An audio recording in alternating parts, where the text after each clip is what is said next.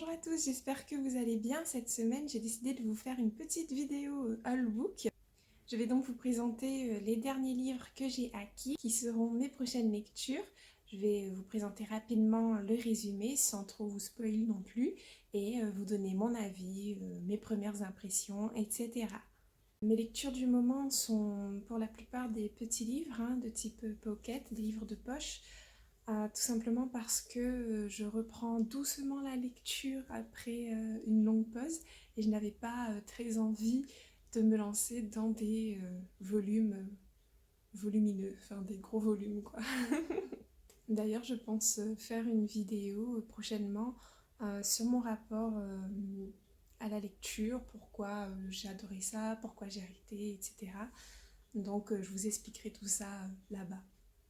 Tout d'abord, voilà ma lecture du moment. Il s'agit de La charmante librairie des jours heureux de Jenny Colgan. Avant toute chose, j'avoue que j'étais très séduite par la couverture. J'aime beaucoup un esprit un peu libre avec le van et les paysages au fond. J'adore vraiment beaucoup. Et donc, je l'ai plutôt bien entamée. J'en suis, vous voyez, à la moitié. Ça parle de Nina, une jeune bibliothécaire d'une trentaine d'années qui apprend du jour au lendemain qu'on va fermer sa bibliothèque et d'ailleurs une grande partie des bibliothèques de la ville et de la région qui seront remplacées par des espaces un peu plus modernes, incluant du multimédia, etc. Elle se retrouve dans une situation où les postes vacants sont très réduits et avec un nombre important de bibliothécaires qui veulent intégrer ce nouvel espace. Donc elle va finir par prendre la décision un peu folle de tout plaquer, de prendre un van et d'y installer une petite librairie, le tout dans un autre pays qui est l'Écosse. J'avoue que j'aime beaucoup ce genre d'histoire où le personnage se retrouve coincé dans une vie un peu banale et qui, du jour au lendemain, décide de partir à l'aventure. Ça me parle beaucoup et voilà, j'apprécie grandement et je suis très fan de ce genre de lecture. Donc si vous en avez à me conseiller, eh bien, n'hésitez pas à le mettre en commentaire. Donc voilà, c'est un petit pocket très agréable à lire et j'ai hâte de voir la suite tout simplement. Le deuxième livre, c'est Même les méchants rêvent d'amour de Anne-Gaëlle Lyon. Je n'ai cette fois pas du tout été séduite par la couverture, mais plutôt par le titre et surtout par le début du résumé qui rappelle fortement l'introduction d'un film qui m'avait beaucoup plu. Enfin, l'introduction du film m'avait plu, pas forcément le film, qui est donc Le fabuleux destin d'Amélie Poulain. Je vais le lire rapidement pour que vous puissiez comprendre.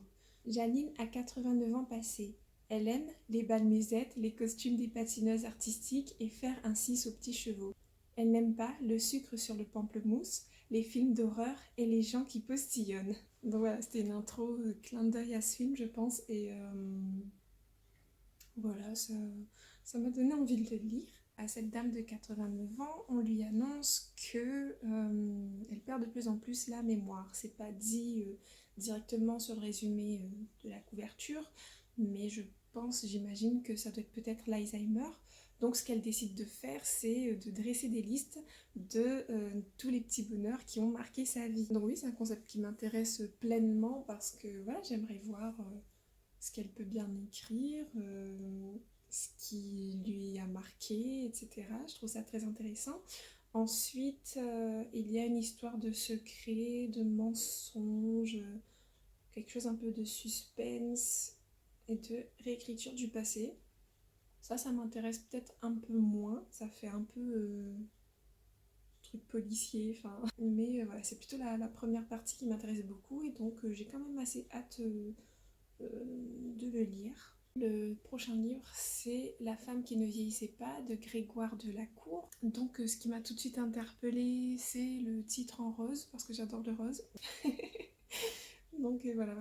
Après, au niveau autant du titre que du résumé, ça laisse un peu de mystère. Je sais pas vraiment ce qui va se passer, mais voilà, ça m'intrigue justement. Le résumé se compose d'un extrait du roman. Également un petit paragraphe que je peux vous lire. Il y a celle qui ne vieillira pas car elle a été emportée trop tôt. celle qui prend de l'âge sans s'en soucier parce qu'elle a d'autres problèmes, celle qui cherche à paraître plus jeune pour garder son mari et qui finit par tout perdre. Et il y a Betty. Ce qui est arrivé à Betty est le rêve de toutes les femmes. Et pourtant, donc voilà, on ne sait pas trop ce qui se passe. Je pense que Betty, elle va arrêter de vieillir pour une raison X, je ne sais pas, peut-être quelque chose d'un peu surnaturel, mais je pense pas que ça soit le surnaturel qui soit le plus intéressant. Ça doit être plutôt le rapport au temps, le rapport à l'âge, donc au temps qui passe, à l'âge, etc., à la vieillesse, au vieillissement de l'apparence physique, etc. Donc, ouais, ça m'intéresse un peu, enfin, ça m'intrigue beaucoup. J'espère aimer et ne pas être déçue, mais voilà, j'ai très hâte de le lire aussi. Un autre livre de Grégoire de la Cour, toujours, Danser au bord de l'abîme. Encore une fois,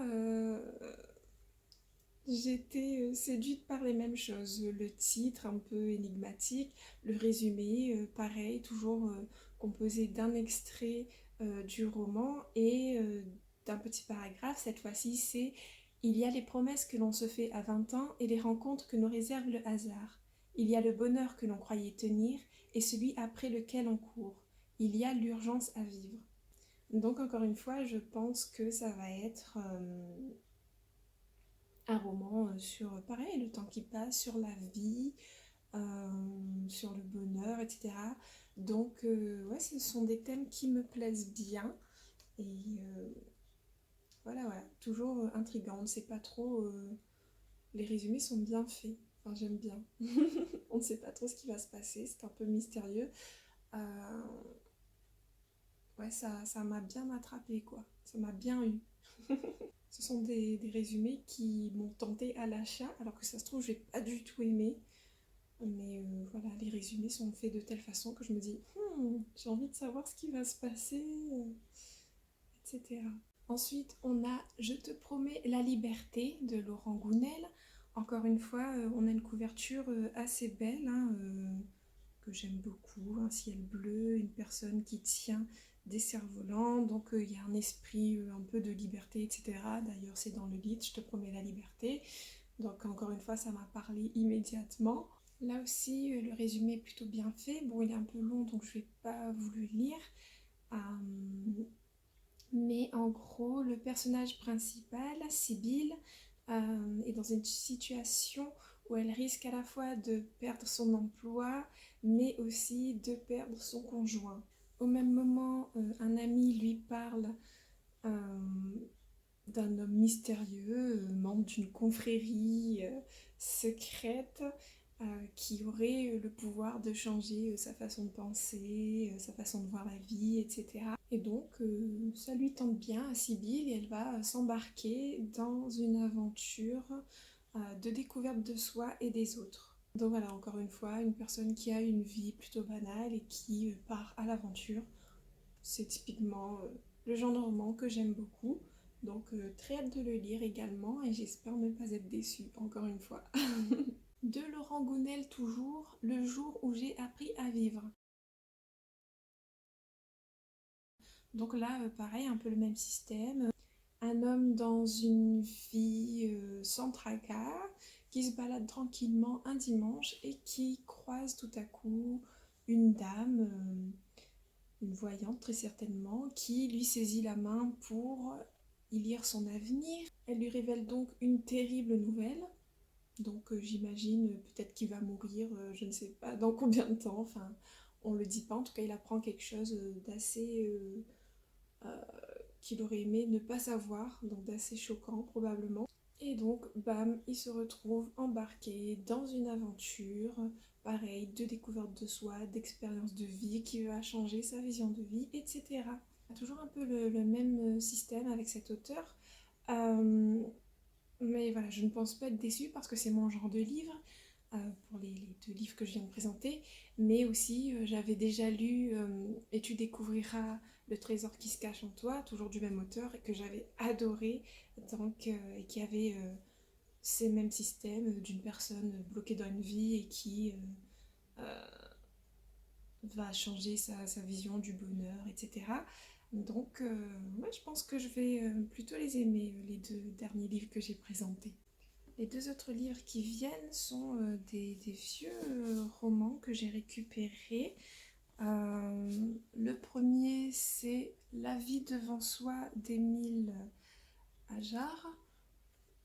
Il n'y a aucun résumé, donc voilà, livre mystérieux. Ce qui m'a plu, c'est un peu la couverture plutôt artistique. Et voilà, la vie devant soi, pareil, je pense que ça va parler mais de la vie, du bonheur, etc. Donc totalement énigmatique, mais comme j'ai pu les avoir gratuitement, je me suis dit pourquoi pas. Je ne suis pas du tout allée me renseigner sur internet de quoi ça parle parce que je me suis dit autant c'est une surprise, autant laisser la surprise et puis on va voir si j'aime ou pas. Voilà, voilà. Un livre un peu intriguant. Le deuxième livre, acquis de la même façon, c'est La Rose des Vents de Dominique Marny. Donc là, ce qui m'a plu, toujours la couverture artistique, hein, que j'aime beaucoup. Et puis, dans le résumé, on parle d'une auberge, La Rose des Vents, je ne sais plus. Oui, il me semble que ça va être une auberge ou un restaurant, quelque chose comme ça, où les destins se croisent, les amours se tissent et les rivalités s'exacerbent.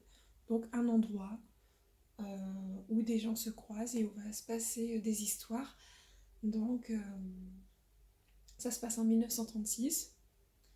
Donc voilà, oui, ça pareil, ça m'a un peu intriguée. Puis voilà, j'ai bien envie de savoir ce qui va s'y raconter.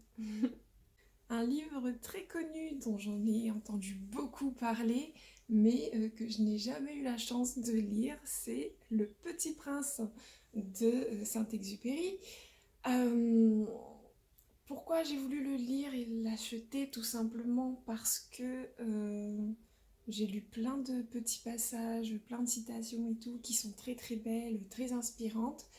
Je pense que c'est un classique à avoir lu au moins une fois dans sa vie. Euh, donc je n'ai pas pu le lire gamine, mais enfin je pense que le lire une fois adulte, ça peut être tout à fait intéressant aussi. Euh, donc voilà, c'est quelque chose d'un peu enfantin hein, en apparence, mais j'ai lu des citations assez profondes, donc je pense que ça peut être plutôt pas mal. En plus des citations, j'avais pu regarder un peu des dessins animés inspirés de ce petit personnage. Ça va être vraiment une lecture culture, on va dire, une lecture ouais, voilà, pour enrichir mes connaisses. Ce que j'ai bien aimé aussi, c'est euh, toutes les petites illustrations qu'il y a, qui ont été réalisées par l'auteur apparemment. Donc ouais, j'ai assez hâte de le lire quand même. Les deux prochains livres m'ont été offerts lors de partenariats, donc ce ne sont pas des livres que j'ai spécialement choisis, mais voilà, hein, moi tant que je peux avoir des livres pas chers ou gratuitement, je suis preneuse parce que j'ai vraiment très envie de reprendre la lecture. Donc il y a le recueil Storia 2022 qui réunit différentes petites histoires, thrillers, je sais pas comment on dit, différentes petites histoires à suspense quoi. Et donc voilà, oui, ça peut être assez changeant comme lecture. Hein. C'est pas du tout le genre de livre que j'ai l'habitude de lire, mais j'ai lu une ou deux, c'est plutôt pas mal. C'est assez. Ouais, plein de rebondissements, quoi. Puis c'est 17 auteurs différents, donc pourquoi pas. Ensuite, il y a Mysterious Air d'Adriana Dreux, donc une romance. C'est pas spécialement le genre de livre que je suis tentée à acheter, mais en général, quand on m'en prête ou quand j'ai la chance d'en avoir gratuitement, j'aime bien les lire. Elles sont toujours assez marrantes, assez mignonnes. Donc là, des petites histoires d'amour plutôt sympatoches en général. Là, ça parle d'Angela qui en a marre des relations barbantes, qui a besoin de nouveautés. Donc, elle va s'inscrire sur le site de rencontre mythique et pour essayer de trouver l'amour du coup. Et elle va croiser le destin d'un mystérieux R, donc d'un homme qui refuse de dévoiler son identité et qui va apparemment lui proposer des rendez-vous hors norme où seuls les mots sont autorisés. Donc ouais, ça peut être assez intéressant, hein, pourquoi pas.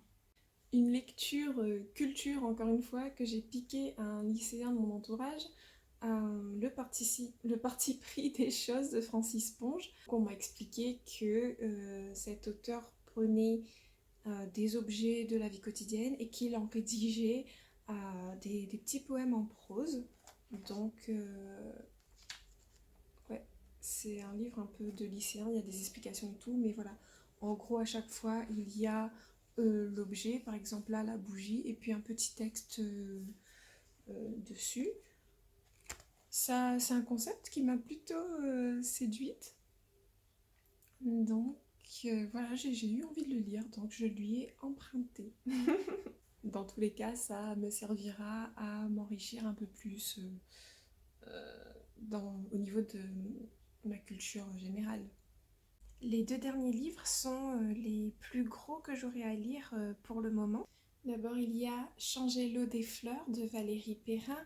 Il fait un peu plus de 600 pages. Comme tout à l'heure dans La Rose des Vents, il s'agit d'un lieu, un cimetière cette fois, où les gens vont venir se croiser et raconter leur petite histoire à Violette Toussaint, qui est garde cimetière.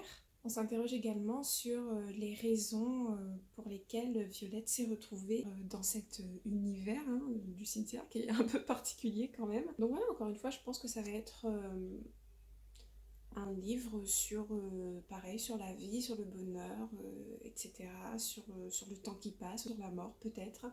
Enfin, très certainement d'ailleurs. Une phrase qui m'interpelle dans le résumé, c'est un nouvel hymne au merveilleux des choses simples. Donc c'est quelque chose qui m'intéresse, hein, toujours les auteurs et les textes qui abordent les petits bonheurs du quotidien et oui, les choses simples, etc. Donc ouais, ça a l'air plutôt intéressant. Après, ce que j'avais bien aimé aussi, c'est la couverture. Je la trouvais très très belle. Donc des fleurs blanches sur un parquet. Avec réflexion, je me suis dit c'était peut-être des fleurs sur un cercueil, ce qui rendrait un peu moins fun le truc. Mais voilà, moi quand je l'ai pris, j'ai vu de belles tulipes blanches sur un parquet bleu et j'ai trouvé ça très beau visuellement.